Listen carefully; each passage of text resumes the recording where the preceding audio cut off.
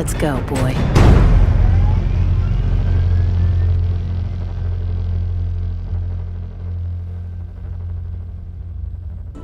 Almost done. Just need to tighten up this primary drive servo. That's the third primary drive breakdown this month.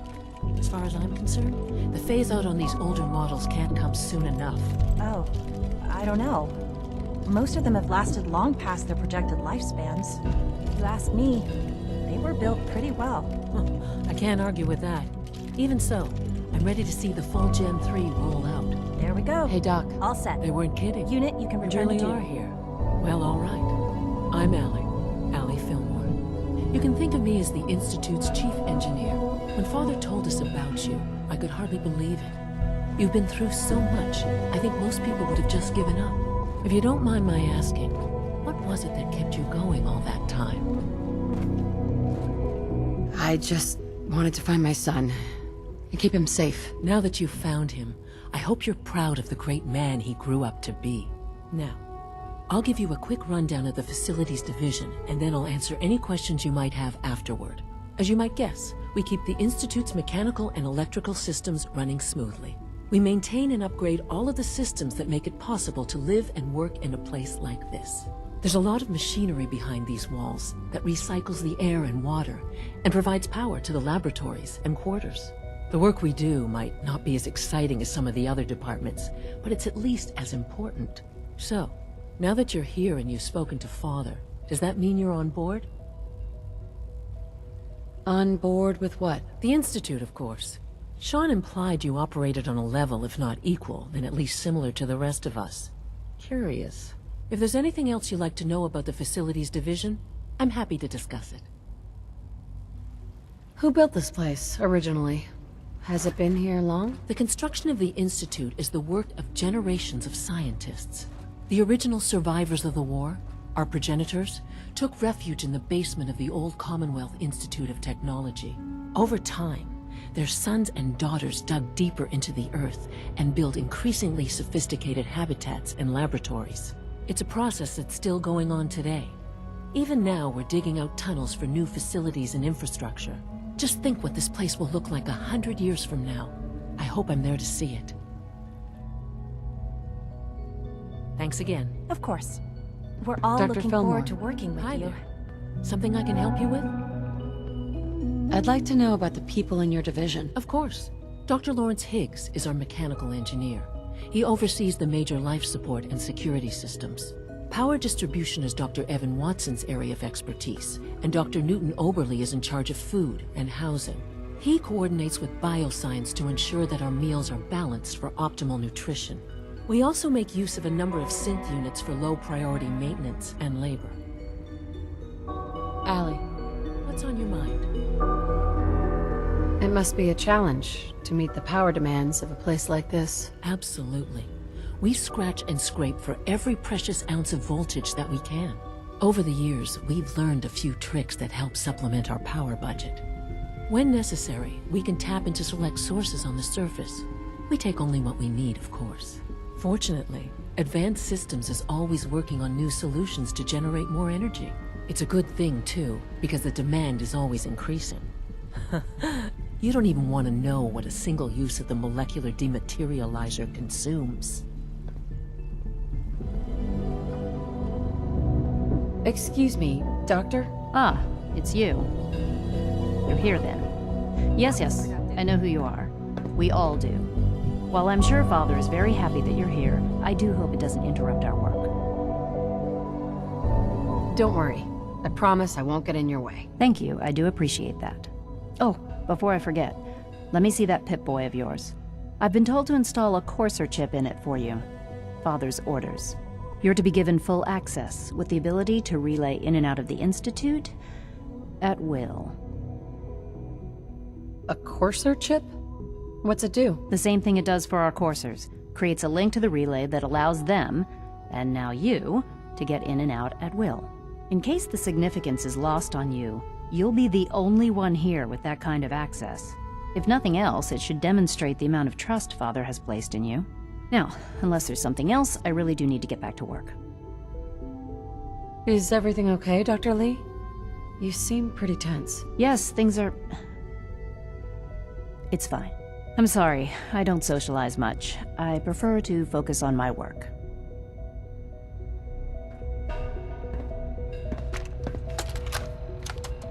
This is day 8 of Trial 6.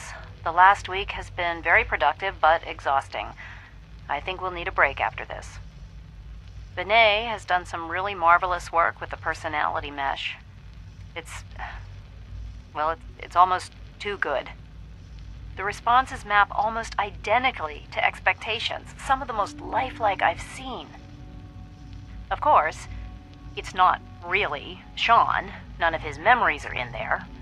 That, even now, would be a step too far. It's starting to have an effect on the team, I think. I know I've been caught up in the moment once or twice. Just a second or two, forgetting that he's not a real boy. Still, I think we'll need to consider restricting him to the lab only for the moment. I'm well aware that others are put off by his presence. If I were slightly more arrogant, I might consider that a sign of success. Well, you'll see. Like any machine, a synth can malfunction. Just wish it didn't happen so often. Hi, Doc. So, here you are. Justin Ao, Acting Director of the Synth Retention Bureau. I'll be upfront with you. We're going to be keeping a close eye on you for the near future. Despite your relation to Father, you're a bit of an unknown quantity. I'm sure you understand. There won't be any issues, will there? Why? Don't you trust me? I'll be honest. You're an outsider.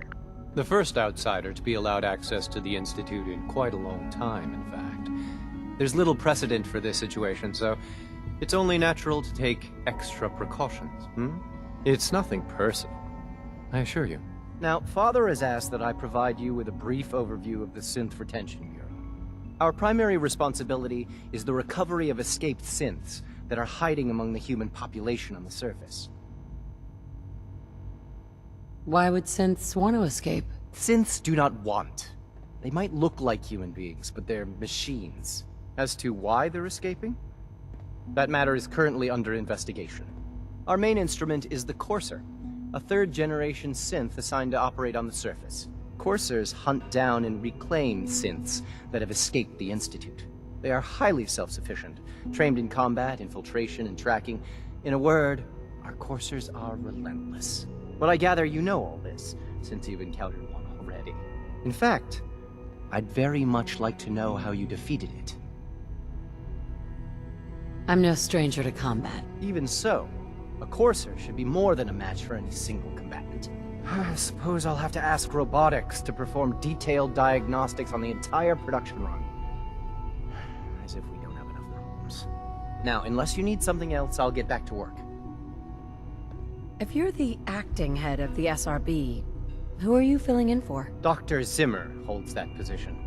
He's supervising the retrieval of some of the more high-profile units. In his absence, I keep things running smoothly. Justin? What do you want? And please, make it quick. You mentioned that coursers undergo special training. Tell me more about it. The SRB constantly monitors our Gen 3 synth population, looking for specific traits. Those who show tenacity, fearlessness, and independence undergo a rigorous training regimen. We teach them armed and unarmed combat, investigative techniques, psychology, and mechanical skills. Those who pass a final evaluation become coursers. The rest have their memories wiped and return to their former duties.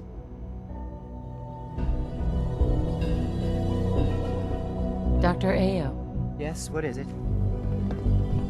I'd like to know more about the synth reclamation process. Fine.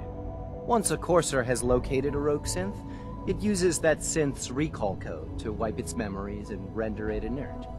We then begin the delicate process of restoring the neural pathways to their original configuration. In those cases where the procedure is successful, the synth returns to duty with no memory of its time on the surface. All too often, we're unable to repair the damage and are forced to dispose of the unit entirely. You're here. Glad you made it. There's plans to expand our operations at Warwick. He's eager to get that going, so I've had to put everything else to one side. I wonder how the Warwick family is doing. Young Wally must be close to 10 years old by now. It's remarkable that any child can survive for so long up there, don't So you good think? to have you here. Dr. Clayton Holdren, head of the Bioscience Division. I can't wait for you to see the work we're doing. It's truly amazing. I look forward to learning more about it. In that case, let me give you a brief overview of what we do here. As the name implies, the Bioscience Division specializes in fields of studies such as botany, genetics, and medicine. Our most important directive is to ensure the health and well-being of everyone in the Institute.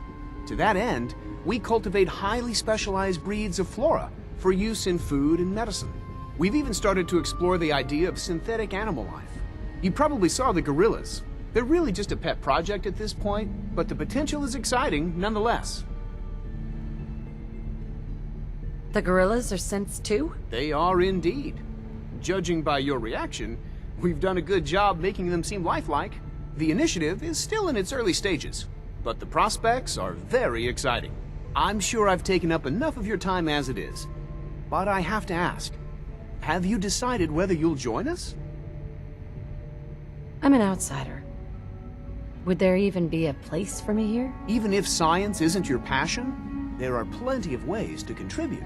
Our projects sometimes require an agent who can work on the surface to observe and gather information. From what I've heard, you are both fearless and resourceful. I think you'd be ideal for that kind of role. In any case, I imagine you'll want to continue looking around. Or, if you prefer, I'd be happy to answer any questions you might have. Tell me more about those synth gorillas. On the whole, I'd say they were a success. Their behavior does generally match what our historical data says it should be. Unfortunately, we had a few early setbacks. The creatures can become suddenly aggressive, and they're quite strong. They destroyed 2 of their synth handlers. So now we keep them in an isolated habitat where they can be safely observed.